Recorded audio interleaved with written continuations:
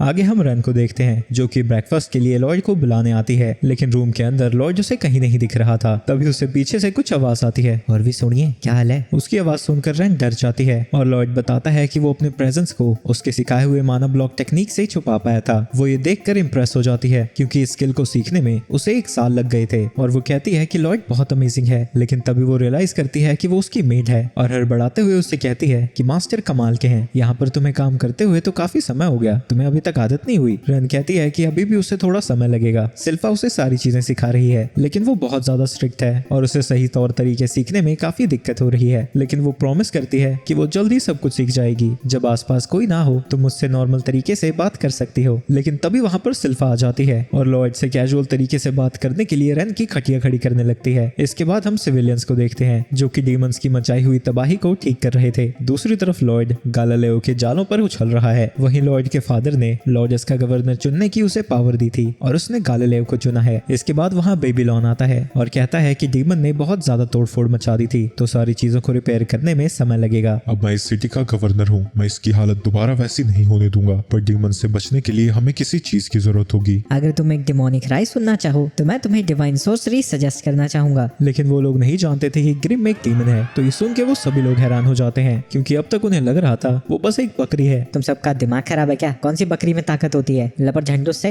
सुन मेरी बात, divine sorcery इस तरह का मैजिक है जिसे सिर्फ चर्च के प्रीस्ट ही यूज कर सकते हैं, और वो इविल को डिस्पेल करने के लिए गॉड की होली पावर का यूज करते हैं। लेकिन तालिया और क्रो को ये सारी चीजें बकवास लग रही थी क्योंकि वो भगवान में मानते ही नहीं। तो लगता है तुम्हें अब भगवान को मानना शुरू कर देना चाहिए। चलो चर्च को ज्वाइन करो जाके। लेकिन चर्च का नाम सुन के लॉयड के पसीने छूटने लगते हैं और वो कहता है कि वो कभी बाद में चर्च जाएंगे। ये सुन के सभी लोग कंफ्यूज हो जाते हैं और ग्रिम उससे पूछता है कि पहले क्या हुआ था। असल में मैं पहले चर्च का मेंबर था, पर मेरी कुछ हरकतों की वजह से मुझे धक्के मार के बाहर निकाल दिया गया। लेकिन वो अब भी डिवाइन सॉर्सरी सीखना चाहता था, तो फिर से चर्च को ज्वाइन करने का डिसाइड करता है। लॉयड चर्च के पास पहुंच जाता है। एक सेकंड, तुम मेरे साथ यहाँ क्या कर रही हो? तो रन बताती है कि उसे सिल्फा की जगह यहाँ पर आना पड़ा क्योंकि वो काम में काफी ज्यादा बिजी है और वो उसके साथ और समय भी बिताना चाहती थी। वो ये बोलते बोलते इतना शर्मा जाती है कि अचानक से जाकर शीरो को हक कर लेती है। वहीं अगर वो डिवाइन सॉर्सरी सीखना चाहते हैं तो उन्हें चर्च के काफी ज्यादा काम करने पड़ेंगे। इसके बाद वो सब लोग चर्च के अंदर पहुंच जाते हैं, जहाँ पहले तो लॉयड की प्यारी शक्ल देखकर वो उससे बड़े अच्छे से बात कर रहे थे, लेकिन जैसे ही उन्हें याद आता है कि वो है कौन, वो उसके ऊपर चिल्लाने लगते हैं। तुमने जो 2 साल पहले यहाँ किया था मैं उसे कभी नहीं भूल सकता, तुम राक्षस हो राक्षस। लॉयड ने 2 साल पहले ऐसा कर क्या दिया? तभी वहाँ पर एशर नाम की लड़की आती है जो कि लॉयड को देखकर बहुत खुश थी और कहती है कि उस बात को तो काफी टाइम हो चुका है और भगवान तो सबको माफ करते हैं, और बाकी की सिस्टर्स भी लॉयड से अब गुस्सा नहीं है। तुम चाहे जो मर्जी कह लो, मैं इस शैतानी औलाद को कभी माफ नहीं कर सकता। तभी उसकी नजर शीरो पे जाती है जो कि उसे बहुत ज्यादा प्यारा लगता है, तो वो लॉयड को मौका देने के लिए तैयार हो जाता है, जिसके बाद वो जाके सीधा शीरो को गले लगा लेता है। जिसके बाद वो लॉयड और उसके साथियों से कहता है कि वो अपने काम करना शुरू कर दें, लेकिन लॉयड बड़ी ही जल्दी काम से बोर हो जाता है और वो एक वेस को तोड़ देता है, लेकिन बिना उसका कुछ किए वो वहां से जाने लगता है। तभी वहां पर एशर आ जाती है और वो ये देखकर खुश थी कि लॉयड को कुछ भी नहीं हुआ था, और एशर कहती है कि वो फादर से माफी मांगने में उसकी मदद करेगी। इसके बाद वो साथ में मिलकर सभी टुकड़ों को उठाते हैं और लॉयड उन्हें फेंकने के लिए चला जाता है। रन एशर से पूछती है कि लॉयड इतने अजीब तरीके से क्यों बिहेव कर रहा है, लेकिन एशर उसे बताती है कि वो हमेशा से ही ऐसा ही है, मैजिक के अलावा उसे किसी चीज में जरा भी इंटरेस्ट नहीं है। वो जानती है कि चर्च को लॉयड ने इसलिए ज्वाइन किया है क्योंकि वो डिवाइन सॉर्सरी सीखना चाहता है। जब 2 साल पहले वो चर्च में आया था तब भी वो चीजों को तोड़ता ही रहता था। इसके बाद हम पास्ट का सीन देखते हैं जब लॉयड एक वेस को तोड़ देता है और एशर ये देखकर खुश थी कि उसे कुछ भी नहीं हुआ था, लेकिन लॉयड कहता है कि उसे उसके साथ थोड़ा और सख्त होना चाहिए, तो वो उसे हल्की सी डांट लगा देती है। लेकिन लॉयड कहता है कि इतना काफी नहीं है, इसकी जगह उसे डिवाइन सॉर्सरी का यूज करके उसके ऊपर अटैक कर देना चाहिए। लेकिन एशर उसे बताती है कि डिवाइन सॉर्सरी का यूज सिर्फ इविल से लड़ने के लिए करना चाहिए और उससे पूछती है कि क्या वो साथ में गाना गाना चाहेगा, लेकिन लॉयड सब कुछ छोड़ छाड़ कर वहां से जाने लगता है। इसके कुछ समय बाद चर्च के अंदर एक डीमन आ जाता है जिसकी वजह से सभी लोग बाहर भागने लगते हैं, और तुम लोगों ने बिल्कुल सही गेस किया है, इस डीमन को लॉयड ने समन किया था क्योंकि वो चाहता है कि एशर डिवाइन सॉर्सरी का यूज करके उस डीमन को हरा दे। तभी एशर लॉयड को बचा लेती है, लेकिन इस दौरान उसके सर में चोट लग जाती है और वहां से खून बहने लगता है। इसकी वजह से लॉयड को बुरा लगने लगता है और डीमन वहां से गायब हो जाता है। इसके बाद लॉयड ने सारी चीजें कन्फेस कर ली थी, जिसकी वजह से सभी लोग उसे शैतान की औलाद बुलाने लगे थे और उसे चर्च से परमानेंटली बैन कर दिया गया। लेकिन एशर जानती है कि लॉयड दिल का बहुत अच्छा इंसान है क्योंकि उसने उसके साथ बहुत समय बिताया है और वो उसे अपने साथ गाना गाने के लिए इनवाइट करना चाहती है। दूसरी तरफ लॉयड फादर के फेवरेट वेस के टुकड़े को कचरे के डब्बे में डाल देता है। तभी उसकी नजर उसकी बहन सारिया पर जाती है, जिसे 2 सड़क चाप गुंडे परेशान कर रहे थे और वो उसकी कुटाई करने की धमकी देने लगते हैं। लेकिन तभी सारिया उनसे पूछती है कि क्या वो इंस्ट्रूमेंट बजाना जानते हैं। वो दोनों बताते हैं कि उन्हें बस तबला पीटना आता है और वो भी सिर्फ मुक्कों से, इसके अलावा वो और कुछ नहीं कर सकते। ये सुन के सारिया उदास होकर वहाँ से जाने लगती है। बेबीलोन लॉयड से उसकी बहन के बारे में पूछता है। लॉयड बताता है कि वो म्यूजिकल प्रोडिजी है जो कि सारे इंस्ट्रूमेंट को बहुत ही बेहतर तरीके से बजा सकती है, लेकिन म्यूजिक के अलावा उसे कुछ नहीं आता। तो उन दोनों की ज्यादा बातें नहीं होती। तभी वो गुंडा सारिया को हवा में उठा लेता है और कहता है कि वो एक इंस्ट्रूमेंट बहुत अच्छे से बजा सकता है और वो है लड़कियां। तभी वहाँ पर ऐशर आ जाती है और उसे रोकते हुए कहती है कि वो कोई इंस्ट्रूमेंट नहीं है, लेकिन वो गुंडा उसी को पकड़ लेता है, जिसकी वजह से वो जोर जोर से चिल्लाने लगती है। लेकिन जिस तरह की वो आवाजें निकाल रही थी वो सारिया को बहुत ज्यादा अच्छी लगती है। ये सब देख के फादर को लगने लगता है कि उनके रिसाइटल की तो ऐसी की तैसी हो जाएगी, लेकिन लॉयड को पता नहीं था कि वो किस बारे में बात कर रहा है। तो बेबीलोन उसे बताता है कि सारिया और ऐशर साथ में परफॉर्म करने वाले हैं और उनका म्यूजिक बहुत ज्यादा पॉपुलर है, क्योंकि जो भी उन्हें सुनता है वो उन्हें हील कर देता है। ग्रिम को लगता है कि शायद यही डिवाइन सॉर्सरी है और वो उसे कैंसिल होने नहीं दे सकता था। तो वो रन से कहता है कि वो उन गुंडों को ठिकाने लगा दे। वहीं वो गुंडा अभी तक उन लड़कियों से अलग अलग आवाजें निकालने की तैयारियां कर रहा था। तभी रन अपनी माना फोकस टेक्निक का यूज करती है और अपनी पावर से वहां पर ज्यादातर लोगों को सुला देती है। ये देखकर ग्रिम और लॉयड उसकी तारीफ करते हैं, क्योंकि माना फोकस की वजह से अब वो अपनी पावर्स को कंट्रोल कर पा रही है और साथ ही अपनी ट्रेनिंग की वजह से वो अपने पॉइजन को बेहोश करने के लिए यूज कर सकती है। लेकिन जब वो उसकी तारीफ कर रहा था वो दोनों गुंडे उठ पड़ते हैं और रन उससे माफी मांगने लगती है, क्योंकि वो उन दोनों को बेहोश नहीं कर पाई। वो दोनों लॉयड के ऊपर अटैक करने जाते हैं, लेकिन वो जेड की टेक्निक का यूज करके उन दोनों को कहीं दूर टेलीपोर्ट कर देता है। लेकिन लॉयड कहता है कि उसे और भी ज्यादा ट्रेनिंग की जरूरत है, क्योंकि उसे नहीं पता कि उन दोनों को उसने कहां पर भेज दिया है। जब फादर को होश आता है लॉयड उसे बताता है कि उसके दोस्तों ने उन गुंडों को ठिकाने लगा दिया, लेकिन बेबीलोन के डर के मारे हालत खराब हो रखी है। ये तो नन्हा मुन्ना सा बालक है, जेड की टेक्निक अभी कुछ समय पहले ही देखी थी इसने और यूज भी कर रहा है उसे। तभी सारिया लॉयड को काफी गौर से देखने लगती है और कुछ सेकंड्स देखने के बाद उसे याद आ जाता है कि वो है कौन, जो सुन के सभी लोग हैरान हो जाते हैं, क्योंकि वो अपने छोटे भाई का नाम भूल चुकी थी। ऐशर बताती है कि सारिया सिर्फ उन्हीं को याद रखती है जो कि म्यूजिक से जुड़े हुए हैं। भाई क्या खानदान है, सबके सब एक से एक नमूने हैं। ऐशर कहती है कि लॉयड गा सकता है तो उसे उनको ज्वाइन कर लेना चाहिए, लेकिन सारिया को लगता है कि वो उनकी परफॉर्मेंस को बर्बाद कर देगा, क्योंकि उसने जरा भी प्रैक्टिस नहीं की थी और वो उससे कहती है कि वो उनके रिसाइटल को गौर से देखे। शायद वो रिचुअल के साथ डिवाइन सॉर्सरी यूज करने वाले हैं। मेज माना सिग्नेचर का यूज करके अलग अलग चीजें बनाते हैं, पर वो रिचुअल के जरिए भी सेम चीजें कर सकते हैं, जैसे नाच कर या फिर गाकर। उसी वक्त लॉयड और बेबीलोन को कुछ अजीब सा महसूस होता है, लेकिन उन्हें लगता है कि वो कुछ इमेजिन कर रहे हैं और अभी के लिए इग्नोर कर देते हैं। फादर सभी को वाइन दे रहे थे और ऐशर और सारिया अपनी परफॉर्मेंस को शुरू करते हैं। सभी को उनकी परफॉर्मेंस बहुत कमाल की लग रही थी और ये देखकर ग्रिम समझ जाता है कि वो लोग डिवाइन सॉर्सरी का यूज कर रहे हैं। तो वो लॉयड को उसकी तलवार दे देता है, जिसकी मदद से वो मैजिक पार्टिकल को अब्सॉर्ब करता है और अब वो उसके माना सिग्नेचर को देख पा रहा था। लॉयड ने ऐसी चीज पहले कभी नहीं देखी थी और उसे लगता है कि ये माना पार्टिकल्स सभी को हील कर रहे हैं। एक सेकंड ग्रिम, इससे तुम्हें नुकसान तो नहीं हो रहा? नहीं, इस मैजिक स्पेल की कास्टर ऐशर है और उसमें इतना माना नहीं है जो कि वो मुझे नुकसान पहुंचा सके। मैं माना सिग्नेचर को नहीं पढ़ पा रहा हूँ, लेकिन मुझे कब से ऐसा लग रहा है कि कोई मुझे ऊपर से देख रहा हो। शायद ये कोई गॉड का सर्वेंट है। मैं जल्दी यहाँ पर वापस आऊंगा। जिसके बाद वो वहां से टेलीपोर्ट हो जाता है और वो उसके पास टेलीपोर्ट हो रहा था, जो कि उसे कब से देख रहा है, लेकिन वहां तक पहुंचने में उसे बहुत ज्यादा समय लग रहा है। जाते जाते वो अलग ही डायमेंशन में पहुंच जाता है, जहाँ पर चारों तरफ बादल ही बादल थे। उन्हें समझ नहीं आता कि वो आखिर है कहाँ पर, तो वो इधर उधर भटकने लगते हैं और थोड़ी देर में उन्हें एक एंजल दिखती है जिसका नाम जिरल था और वो एक टेम्पल के ऊपर बैठी हुई थी।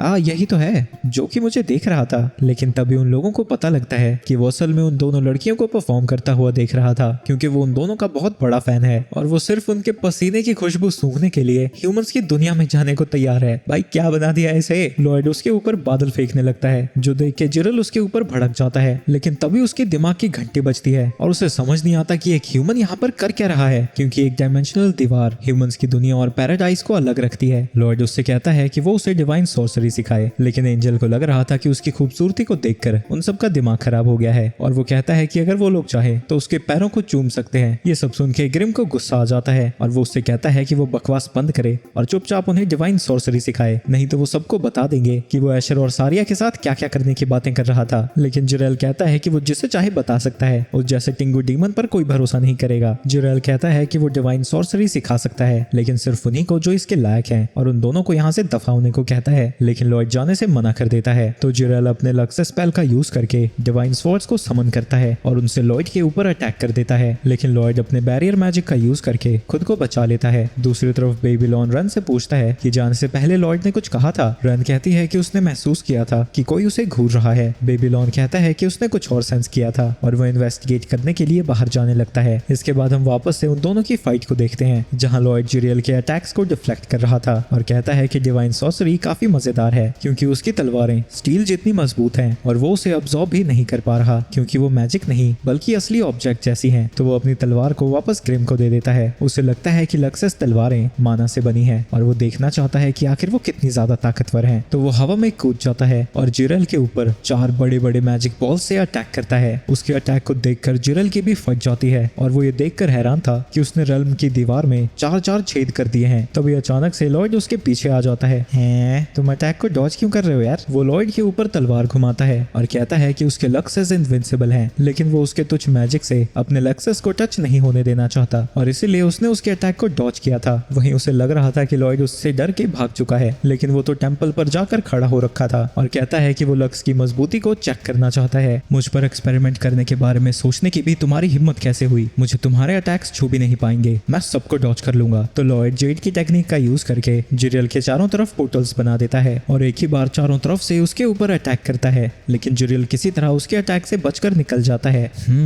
उसने इस अटैक को भी डॉज कर लिया। लगता है मुझे कोई और तिगड़म लगानी पड़ेगी। जब गुस्सर में इस टेक्निक को यूज कर रहा था वो वैसे ही इतना खतरनाक था, लेकिन लॉयड के हाथों में पता नहीं क्या होगा इसका।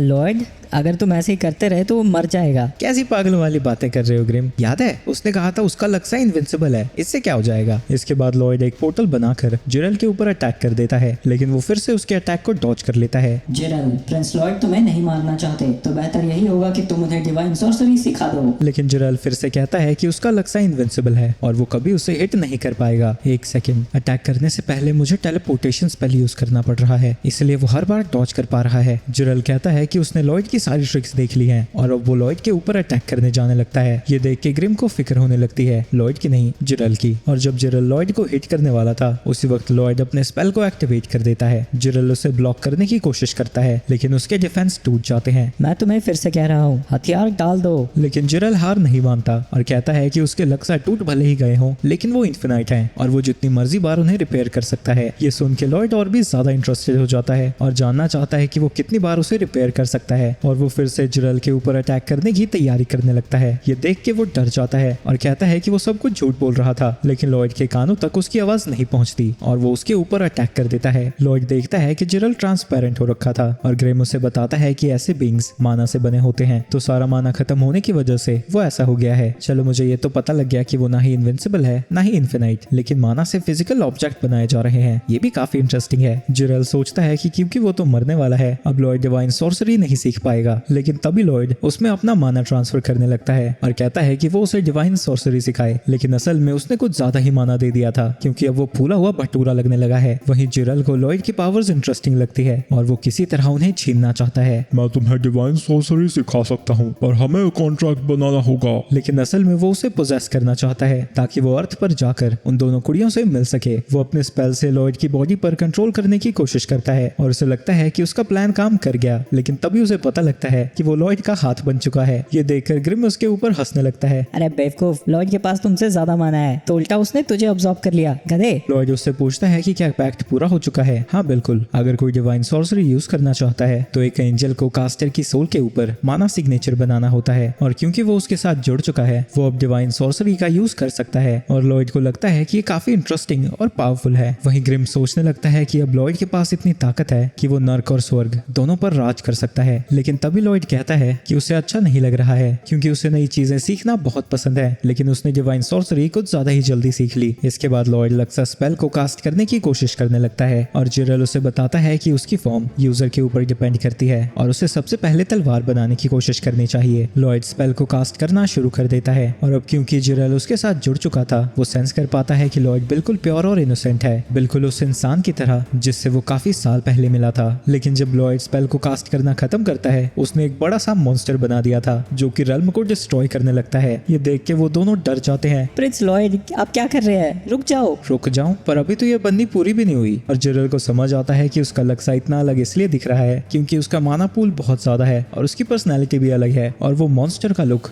बिल्कुल एक आर्कएंजल के पंख जैसा था। अब पागल आदमी, ये समय इंप्रेस होने का नहीं है, हमें किसी तरह इसे रोकना होगा। दूसरी तरफ हम बेबीलोन को देखते हैं जो कि गार्डन में जाता है और वहां से उसे कुछ अजीब सी स्मेल आ रही थी। उसे लगता है कि शायद यहाँ पर उसे डिवाइन सॉर्सरी के बारे में क्लू मिल जाएगा और वो इन्वेस्टिगेट करने लगता है। लेकिन तभी एक आदमी उसके पास आ जाता है। क्या तुम यहाँ पर गुम हो गए हो? तुम्हें चर्च के अंदर वापस चले जाना चाहिए। बेबीलोन उससे पूछता है कि आखिर वो है कौन। वो बंदा कहता है कि वो एक पेस्टर है। पेस्टर बेसिकली किसी चर्च का लीडर होता है, लेकिन बेबीलोन को उसके ऊपर यकीन नहीं होता क्योंकि उसने चर्च का कोई भी सिंबल नहीं पहना हुआ था। अच्छा, तुम उसकी बात कर रहे हो? वो मैं पहनना भूल गया। ये देखो, ये मेरे पास ही है। तभी वहां पर शीरो के साथ रहना जाती है जो कि जब उस बंदे को देखता है वो उसके ऊपर गुर्राने लगता है। आपकी रोजरी थोड़ी अजीब सी नहीं लग रही? क्योंकि अगर आप चर्च के इतने समय से मेंबर हैं तो ये इतनी साफ तो नहीं होनी चाहिए थी। ये सुन के वो बंदा उनसे लड़ने के लिए तैयार हो जाता है, लेकिन तभी उसके पीछे लॉयड टेलीपोर्ट होकर पहुंच जाता है और वो उनसे पूछता है कि वो लोग यहाँ पर क्या कर रहे हैं। वो बंदा लॉयड से भी लड़ने के लिए खड़ा था, लेकिन लॉयड उसे इग्नोर करता हुआ वहां से चला जाता है। लेकिन जब जिरेल उस बंदे को देखता है ऐसा लग रहा था जैसे वो उसे पहचानता है। इसके बाद वो एशर के पास जाते हैं जो कि उन्हें बताती है कि वेदर की वजह से उनकी परफॉर्मेंस रोकनी पड़ी। वहीं अपने दोनों स्टार्स को अपने सामने देखकर जिरेल पगला रखा है। इसके बाद बेबीलोन एशर से उस गार्डन के बारे में पूछता है तो वो बताती है कि वहीं पर मरे हुए पेट्स को दफनाया जाता है। क्या इसी वजह से वहां से इतनी गंदी स्मेल आ रही थी? लेकिन फिर भी वो बंदा कौन था? अरे हाँ फादर अंकल, मैं चर्च से जा रहा हूँ, मुझे भी इन सब पछड़ों में नहीं पड़ना चाहिए। लॉयड जो चाहता था वो उसे मिल चुका है। इसके बाद हम फिर से उसी आदमी को देखते हैं जो कि अपने रोजरी को और गंदा करने की कोशिश कर रहा है क्योंकि अपना ओरिजिनल खोने के बाद ये उसे नया मिला है। तभी जमीन के अंदर से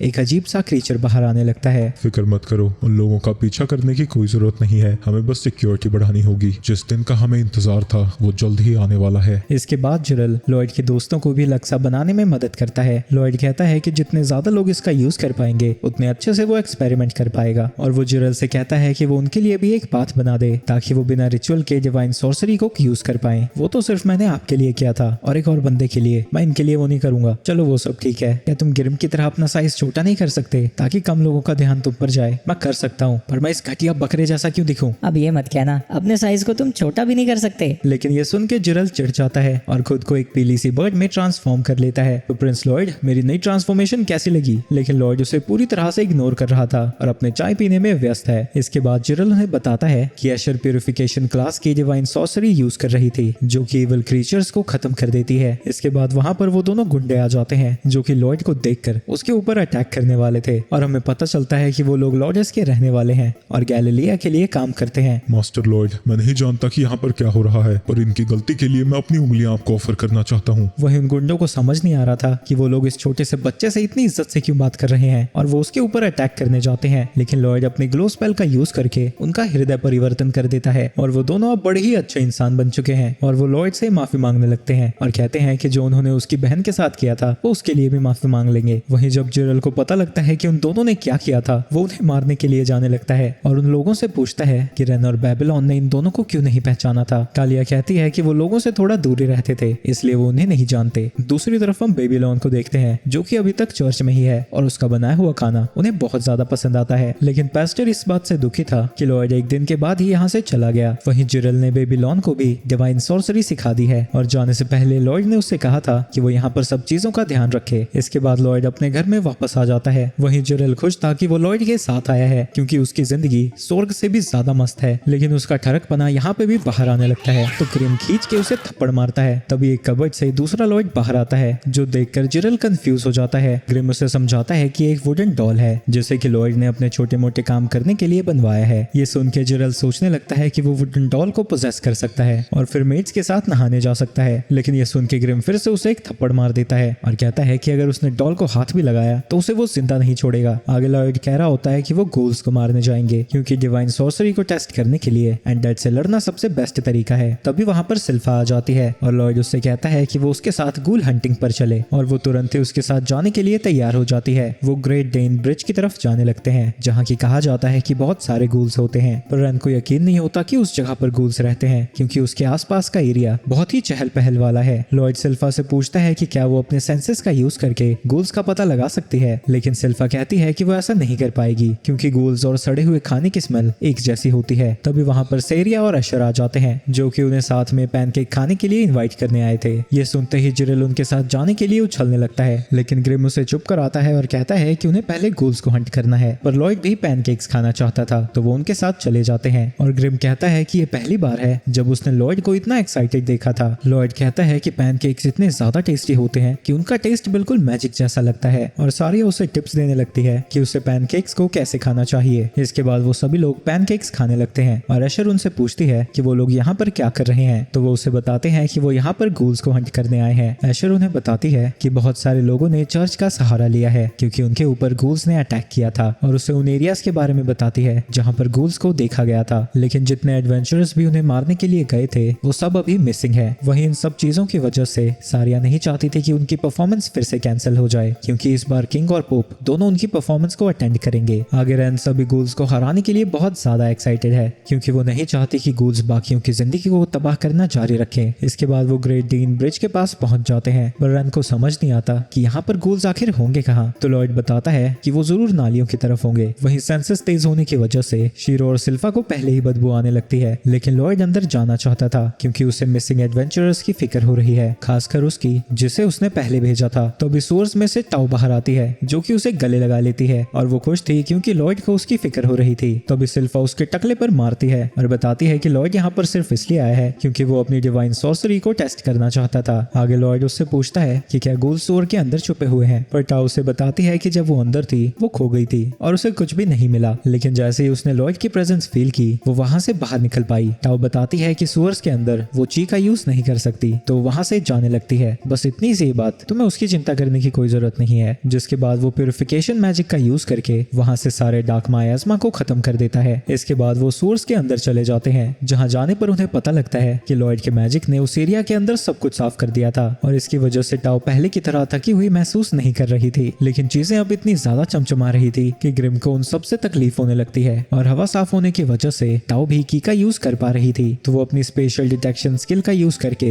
एरिया को सर्च करने लगती है जिसकी वजह से उसे गूल्स की लोकेशन का पता लग जाता है। आगे रैन टाओ को मेट के कपड़े देती है और वो उन्हें वहां पर ले जाती है जहां पर गूल्स थे, लेकिन शीरो लॉयड के प्यूरिफाई किए हुए एरिया से बाहर चला जाता है जिसकी वजह से वो सांस भी नहीं ले पा रहा था, लेकिन फिर भी वो लॉयड के लिए अंदर चला ही जाता है। वहीं लॉयड को किसी चीज की स्मेल नहीं आ रही थी तो वो स्पेशल डिटेक्शन को यूज करने के बारे में सोचता है, लेकिन तभी उसके पास टाओ आ जाती है और पूछती है कि वो उसकी स्किल्स का यूज कैसे कर सकता है। सिल्फा फिर से उसे हिट करती है और वो दोनों आपस में लड़ने लगते हैं। वहीं लॉयड उससे पूछता है कि वो अपनी तलवार को क्यों नहीं लेकर आई। सिल्फा बताती है कि वो अपनी अच्छी खासी तलवार को साफ सुथरी रखना चाहती है। ये सुन के टाओ को लगता है ये परफेक्ट मौका है उनके कंपटीशन का, लेकिन सिल्फा इन सब में इंटरेस्टेड नहीं थी तो वो कहती है कि जो भी कंपटीशन को जीतेगा वो लॉयड के साथ डेट पर जाएगा। ये सुन के सिल्फा भी पार्टिसिपेट करने के लिए तैयार हो जाती है और रन कहती है कि वो भी इसमें हिस्सा लेना चाहती है। इसके बाद शीरो को चेज करते हुए वहाँ पर काफी सारे गूल्स आ जाते हैं। वो तीनों चोर यहाँ लड़ने के लिए तैयार थी, लेकिन लॉयड उन्हें रोक देता है और डिवाइन सॉर्सरी का यूज करके उन तीनों को लक्सा के वेपन दे देता है ताकि वो उन्हें टेस्ट कर सके। सबसे पहले उन गूल्स से लड़ने टाओ पहुंच जाती है और एक एक करके 4 गूल्स को हरा देती है, लेकिन तभी सिल्फा आकर उसे रोक देती है और उसके किल्स को चुराने लगती है और बड़ी ही जल्दी उसका भी स्कोर 4 पहुंच जाता है। टाओ उससे कहती है कि वो अपने रास्ते जाए, लेकिन सिल्फा उसे समझाती है कि वो तो बस वेपन को टेस्ट कर रही है। और हाँ, एक और बात, तुम्हारे किल्स काउंट नहीं करते, तुमने अपने वेपन का यूज नहीं किया था। जिसकी वजह से वो दोनों फिर से आपस में बहस करने लगते हैं और लगातार एक दूसरे के किल्स चुराते ही जाते हैं। उन दोनों को देख के लग रहा था जैसे उनकी टक्कर बराबरी की हो, लेकिन रैन बेचारी पीछे रह गई थी क्योंकि वो तो उनसे कैजुअली लड़ रही है, पर वो भी लॉयड के साथ डेट पर जाना चाहती थी। तो वो अपने वेपन को पॉइजन से एन्चेंट करती है और एक गूल के ऊपर अटैक कर देती है, लेकिन उस गूल से टच होते ही उसका वेपन ही टूट जाता है। अच्छा, मतलब अगर डिवाइन सॉर्सरी में कुछ छेड़छाड़ की जाए तो वो कमजोर हो जाती है। थैंक्स रैन, तुम्हारी वजह से मुझे एक आइडिया आया है। इसके बाद वो फिर से उसे एक वेपन पकड़ा देता है। रैन को लगता है कि ये पहले वाला ही वेपन है, लेकिन जब वो गूल को हिट करती है इससे उसके टुकड़े टुकड़े हो जाते हैं और वो समझ जाती है कि वो पहले से ही पॉइजनस है। ये असल में पॉइजनस नहीं है, बल्कि वेपन के टच होते ही उसकी प्यूरिफिकेशन एबिलिटी उस गूल के अंदर फैलने लगती है। अब डिवाइन सॉर्सरी पूरी तरह से बदलने वाली है क्योंकि अब वो लॉयड के हाथ लग चुकी है। इसके बाद वो तीनों लड़कियां गूल्स को मारना जारी रखती हैं और हम देखते हैं कि उन तीनों के स्कोर बराबर हो जाते हैं, जिसकी वजह से कंपटीशन और भी ज्यादा इंटेंस हो जाता है। और अब वहां पर सिर्फ एक ही गूल बचा था, लेकिन जब वो तीनों उसके ऊपर अटैक करने जाती हैं वो गूल एक झटके में ही उन्हें पीछे ढकेल देता है। इसके बाद हम फिर से उसी आदमी को देखते हैं जिसने फादर को गले से पकड़ा हुआ था। मुझे सिक्योरिटी पहले ही बढ़ा देनी चाहिए थी, कुछ घुसपैठिए आ चुके हैं। और वो उस छोटे से भूत से कहता है कि वो फादर की बॉडी पर कब्जा कर ले ताकि वो चर्च में फ्रीली घूम सके, लेकिन एशर भी इन सब चीजों को देख लेती है और घबराई हुई उससे पूछती है कि वो यहाँ पर क्या कर रहा है। वहीं वो तीनों लड़कियां घायल होने के बावजूद भी फिर से उठती हैं। वहीं रैन को एक धागा दिखता है, जिसे देखकर वो हैरान हो जाती है। टाओ उस मॉन्स्टर के ऊपर अटैक करने जाती है, लेकिन तभी अचानक से वो उसके सामने ही बैठ जाती है। उसे समझ नहीं आता कि यहाँ पर हो क्या रहा है। वो मॉन्स्टर उसके ऊपर अटैक करने ही वाला था, लेकिन ऐन वक्त पर सिल्फा वहां आकर उसे बचा लेती है और टाओ उसे बताने की कोशिश करती है कि वो अपने पैर को मूव नहीं कर पा रही थी। तो सिल्फा उसे बताती है कि उसे अपने हाथ भी अजीब से महसूस हो रहे थे। तभी वो मॉन्स्टर लॉयड के ऊपर धागा फेंकता है, लेकिन लॉयड उसे कैच कर लेता है और जब वो उसकी पावर्स को सेंस करता है, उसकी डर के मारे बुरी हालत हो जाती है। मौका देखकर वो तीनों लड़कियां उसके ऊपर साथ में अटैक करती हैं, लेकिन वो इसे भी डॉज कर लेता है। दूसरी तरफ लॉयड उस धागे को एनालाइज कर रहा था और उसे पता लगता है कि एक स्पाइनल थ्रेड है। रन बताती है कि उसने भी उस धागे को देखा था और उसने उस मॉन्स्टर के बारे में पहले भी सुना हुआ है। इसके बाद हम पास्ट का सीन देखते हैं, जब जेड रन को न्यूरॉन ब्लाइडेड के बारे में बता रहा था, जिसकी बॉडी माना से बनी हुई स्पाइनल थ्रेड्स बनाती है। जब वो थ्रेड किसी इंसान के शरीर को छूता है, वो मॉन्स्टर उस हिस्से को कंट्रोल कर सकता है। उसके पूरे शरीर पर स्पाइनल थ्रेड्स लिपटे हुए हैं, जिनके ऊपर अटैक्स को डॉज करने के लिए और काउंटर अटैक करने के लिए माना सिग्नेचर लगा हुआ है। इसकी वजह से उसकी रिएक्शन स्पीड बहुत ज्यादा है। सिविल वॉर के दौरान उसे बायोलॉजिकल वेपन की तरह भेजा गया था और उसके रास्ते में जो भी आया उसने उसे मार दिया, चाहे वो उसके साथी ही क्यों ना हो। तो उन्होंने उसे मारने की कोशिश की, लेकिन वो उसका कुछ भी नहीं बिगाड़ पाए। यहाँ तक कि दिल में गोली मारने के बाद भी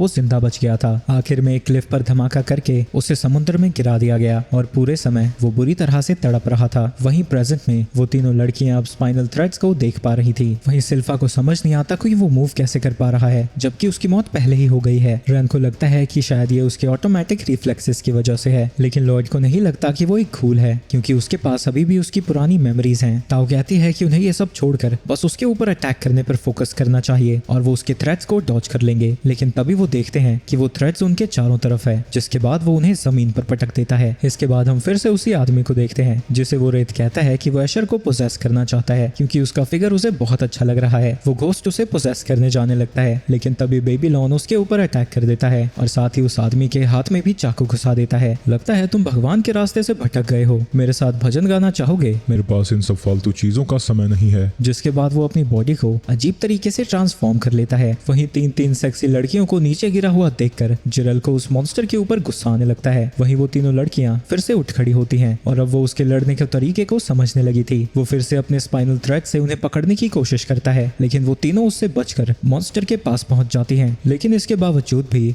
वो तीनों के अटैक को ब्लॉक कर देता है और मुक्का मार के टाओ और रन को वहां से दूर फेंक देता है। सिल्फा अपनी तलवार से उसके ऊपर अटैक करती है, लेकिन वो उसे अपने दोनों हाथों से पकड़ लेता है और अब क्योंकि उसके दोनों हाथ फंस चुके थे, रन उसके ऊपर चढ़ के अपने पॉइजन का यूज करती है। लेकिन जिरल कहता है कि पॉइजन गूल्स के ऊपर काम नहीं करता, लेकिन तभी वो गूल जमीन पर गिर जाता है और लॉयड समझ जाता है कि रन ने न्यूरोटॉक्सिन का यूज किया था, यानी उसने उसे पैरालाइज कर दिया है। और इससे पहले कि उसका असर कम होता, टाओ उसके ऊपर अटैक करने लगती है, लेकिन अटैक करने के दौरान उस मॉन्स्टर का कंट्रोल वापस आ जाता है और टाओ बड़ी मुश्किल से उसके अटैक को डॉज कर पाती है। और हम देखते हैं कि उसकी स्पाइनल थ्रेड्स चीजों को काट भी सकती हैं। टाओ अपनी स्किल का यूज करके उसके धागों को पकड़ लेती है और फिर अपने ग्लव के साथ उसे सिल्फा की तरफ फेंक देती है और सिल्फा अपने लायंस रोड टेक्निक का यूज करके उसके ऊपर अटैक कर देती है और वो उड़ता हुआ दूर चला जाता है। रन को लगता है कि उन्होंने उसे हरा दिया है। नहीं, ऐसा बिल्कुल नहीं है। मेरे अटैक करने से पहले ही उसके रिफ्लेक्सेस वापस आ गए थे। दूसरी तरफ ब्लाइडेड वहां से भागने की कोशिश कर रहा है, जो कि अपने मास्टर के पास जाने से पहले सरफेस पर मजे करना चाहता था, लेकिन तभी लॉयड उसके ऊपर अटैक करके उसके पैर को उड़ा देता है। लॉयड को अपने सामने देखकर उस मॉन्स्टर की फट जाती है। वहीं दूसरी तरफ उन तीनों लड़कियों के लिए लॉयड ने सुसु जाने का बहाना बनाया था। वहीं वो मॉन्स्टर अपनी पुरानी जिंदगी को याद करने लगता है, जहां उसके साथ सिर्फ अन्याय ही हुआ था और ऐसे ही दुख भरी जिंदगी जीते जीते उसकी मौत हो गई। पर क्योंकि एक गोस्ट के तौर पर भी वो कमजोर था,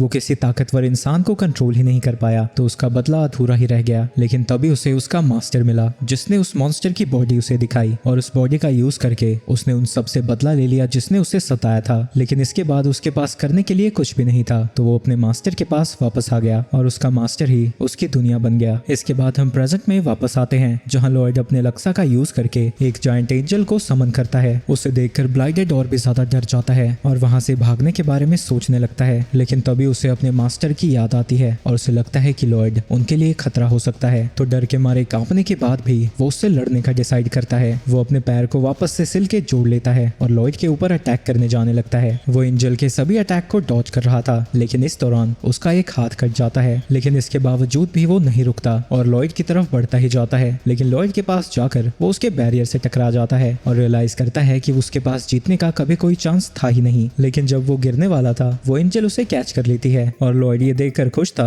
कि उसने फाइनली ऑटोमेटिकली रिएक्ट करना बंद कर दिया है। तुमने मुझे छोड़ क्यों दिया? लॉयड उसे बताता है कि वो उसके ऊपर एक्सपेरिमेंट करना चाहता है क्योंकि वो काफी इंटरेस्टिंग है। एक सेकंड, तुम बात कर सकते हो? तुम ये पहले नहीं बता सकते थे। लगता है मैंने जितना करना था उससे ज्यादा डैमेज हो गया। इसके बाद लॉयड उससे पर्सनल सवाल करने लगता है और अपना हाथ उसके तरफ बढ़ाते हुए कहता है कि वो उसके बारे में और जानना चाहता है। ये सब सुन के ब्लाइडेड इमोशनल हो जाता है और उसके हाथ को पकड़ लेता है, लेकिन इमोशनल होने की वजह से वो रोने भी लगता है। वहीं ग्रिम और जिरल उसकी तारीफ करने लगते हैं क्योंकि फट के 4 होने के बावजूद भी वो लॉयड से लड़ रहा था। लॉयड से लड़ने में बहुत हिम्मत लगी थी। मेरी पिछली जिंदगी की मुश्किलें इसके सामने कुछ भी नहीं थी। मुझे कभी नहीं लगा था कि मैं लॉयड जैसे इंसान का हाथ भी छू पाऊंगा। तभी ब्लाइडेड याद करता है कि उसके मास्टर ने उसे लूमा मैक्सिमा नाम की स्पेल दी थी जो कि अगर टूटती है तो उसकी बॉडी के साथ साथ उसकी आत्मा भी तबाह हो जाएगी। वहीं वो पिल टूट जाती है जिसकी वजह से वहाँ काफी तेज रोशनी होती है और उसका पूरा शरीर राख में बदल जाता है। दूसरी तरफ उस आदमी को पता लग जाता है कि न्यूरॉन ब्लाइडेड हार चुका है। उस स्पेल की वजह से ग्रिम घायल हो गया था तो लॉयड उसे हील करने लगता है। वहीं जिरल को समझ नहीं आता कि वो मॉन्स्टर लूमा मैक्सिमा का यूज कैसे कर पा रहा था क्योंकि वो काफी एडवांस्ड स्पेल है और उसे बहुत कम बीइंग्स यूज कर पाते हैं। मरते हुए उस ब्लाइडेड की आवाज लॉयड को सुनाई देती है जो उससे कहता है कि वो उसके मास्टर को संभाल ले। इसके बाद लॉयड उसकी तलवार को उठा लेता है। दूसरी तरफ बेबीलोन एशर से कहता है कि वो फादर को लेकर यहाँ से चली जाए, लेकिन एशर को उसकी फिक्र हो रही थी तो वो कहता है कि वो उसकी फिक्र ना करे, यहाँ पर वो सबसे ज्यादा ताकतवर है तो उसे किसी को मदद के लिए भी बुलाने की कोई जरूरत नहीं है। इसके बाद एशर वहाँ से चली जाती है। वहीं बेबीलोन यहाँ पर किसी और को नहीं आने देना चाहता था क्योंकि उसे लगता है कि इस आदमी को कोई नहीं हरा सकता। लेकिन तभी बेबीलोन देखता है कि वो कब से जमीन को ही घूरे जा रहा है। मेरे बाप, थोड़ी देर और ऐसे रुक जा, एशर के जाते ही मैं भी 9-2-11 हो जाऊंगा। लेकिन तभी वो बेबीलोन के ऊपर अटैक कर देता है, लेकिन बेबीलोन हवा में जंप करके उसके अटैक से बच जाता है। इसके बाद हम पास्ट का सीन देखते हैं जब लॉयड ने बेबीलोन को चर्च का ध्यान रखने के लिए कहा था क्योंकि उसकी जिंदगी खतरों का सामना ही बीतते हुए गई है तो वो किसी भी खतरे को पहले पहचान सकता है और कहता है कि वो उसके ऊपर भरोसा करता है। बेबीलोन उस बंदे के अटैक को डॉज करता है लेकिन उसे समझ नहीं आता कि उसे डर क्यों नहीं लग रहा है क्योंकि वो आदमी उससे कहीं ज्यादा ताकतवर है। उसे लगता है कि लॉयड ने जरूर उसे कोई बफ दिया होगा और वो उस आदमी के पीछे पहुंच जाता है। वो जानता है कि उसके अटैक्स उस आदमी के ऊपर काम नहीं करेंगे तो वो लॉयड की तरह ग्लो स्पेल का यूज करता है ताकि वो उस बंदे का हृदय परिवर्तन कर सके, लेकिन उसके पास इतना माना नहीं था जो एक ही अटैक काम कर पाता तो वो उसी सेम स्पेल को लगातार कास्ट करने लगता है और उसे लगता है कि इतनी रोशनी में वो आदमी भी उसके ऊपर अटैक नहीं कर पाएगा। लेकिन तभी वो आदमी बेबीलोन की छाती के ऊपर अटैक कर देता है जिसके बाद वो जमीन पर गिर जाता है। लेकिन उसने आदमी का ध्यान इतनी देर के लिए भटका दिया था कि एशर फादर को लेकर वहां से दूर जा चुकी है।